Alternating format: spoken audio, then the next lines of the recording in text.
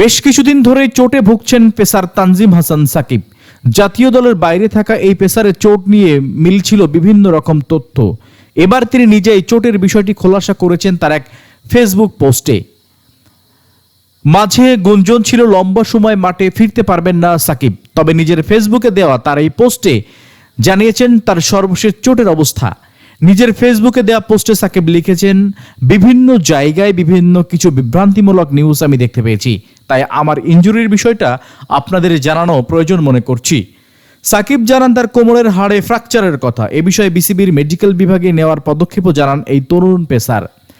তিনি আরও লিখেছেন, বেশ কিছুদিন আগে আমার কোমরের হাড়ের ফ্র্যাকচার ধরা পড়েছে। আমাদের বিসিবির মেডিকেল টিম নিউজিল্যান্ডের সার্জন ও তাদের ক্রিকেট টিমের ফিজিওর সাথে আলাপ করে ন্যাচারাল হিলিংয়ে যাবার সাথে একমত হয়েছেন।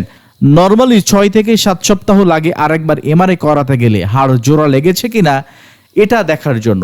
বর্তমানে বিশ্রামে রয়েছেন সাকিব। হাড় জোড়া লাগলেই বোলিং শুরু করতে পারবেন এই তারকা। বর্তমানে রেস্ট পিরিয়ডে রয়েছেন তিনি।